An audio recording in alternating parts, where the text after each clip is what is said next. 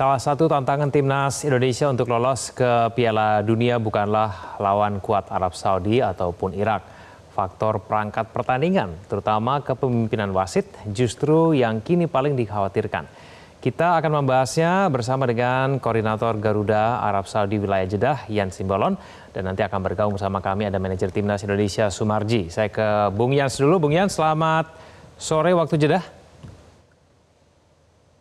Selamat sore, Mas Egan.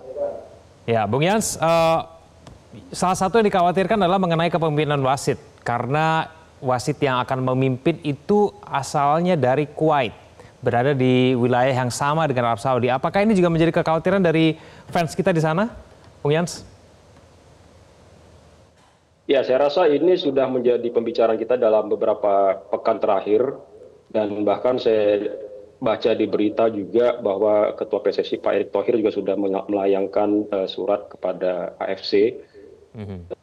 Tentu kita mengharapkan ada wasit yang netral. Cuma kita memang harus bersiap dalam segala keadaan. Kita yakin bahwa dengan kualitas pemain yang ada saat ini, dengan kekuatan mental yang dimiliki oleh pemain-pemain berkualitas kita saat ini, supporter timnas di Arab Saudi yakin bahwa kita akan meraih hasil yang maksimal. Ya, Bung Yans, kita sudah pernah ya punya pengalaman dalam tanda kutip dikerjain wasit begitu dalam pertandingan-pertandingan sebelumnya. Nah, kalau misalnya itu terjadi keanehan pada saat pertandingan nanti, kira-kira respon dari supporter kita nanti akan seperti apa? Arahannya itu nanti akan bagaimana, Bung Yans? Iya, kita ini dialokasikan untuk melawan Arab Saudi itu 4.000 tempat duduk. Ini sudah kita pastikan seluruh tempat duduk itu terisi penuh. Kita juga melakukan persiapan yang cukup matang, terutama setelah kita mempunyai pengalaman beberapa kali pertandingan di wilayah Arab Saudi, mulai dari pertandingan di ronde 3 kemarin. Saya rasa dengan dukungan dari supporter dan ya yang seperti tidak pernah kita ragukan bagaimana rekan-rekan di sini juga sangat militan begitu ya. Mungkin juga ini akan membuat wasit pun akan berpikir panjang kalaupun ingin berniat untuk mencurangi timnas. Itu yang kita harapkan. Jadi kita tetap kawal dan kita tetap memantau dengan seksama pertandingan yang akan datang. Tapi supporter kita di sana dimudahkan tidak sih dalam kemudian menonton dan memberikan dukungan terhadap timnas kita? Ada kesulitan tidak dalam pembelian tiket misalnya, hal semacam itu, Bung Yans?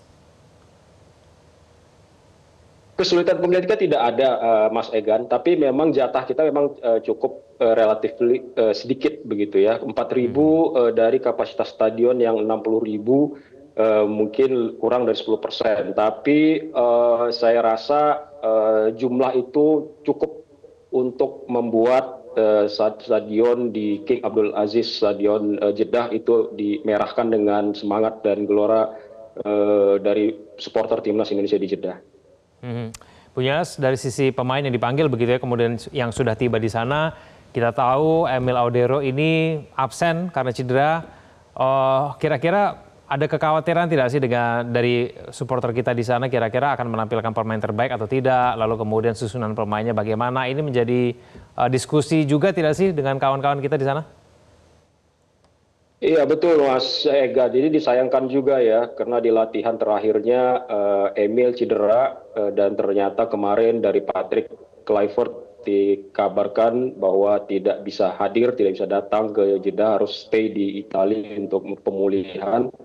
Tapi kita berharap semoga Martin Paes bisa tampil kembali normal setelah beberapa kali absen karena cedera juga. Dan juga kita punya Nadeo juga yang ikut melapis di sini. Jadi kita tetap optimis dengan bagaimanapun keadaannya, karena memang kita tidak pernah bisa antisipasi hal-hal seperti ini, Mas Egan. Kita tentu ada perasaan sedikit deg-degan karena perkembangan terakhir, tetapi optimis kita tetap ada di sana gitu, Mas Egan. Terutama pemain-pemain kita, skuad kita sekarang jauh lebih kuat dibandingkan waktu kita mengalahkan Saudi di Jakarta bulan Februari yang lalu. Jadi ada keyakinan kita bisa menang melawan Arab Saudi meskipun di kandangnya sendiri, Bung Yans?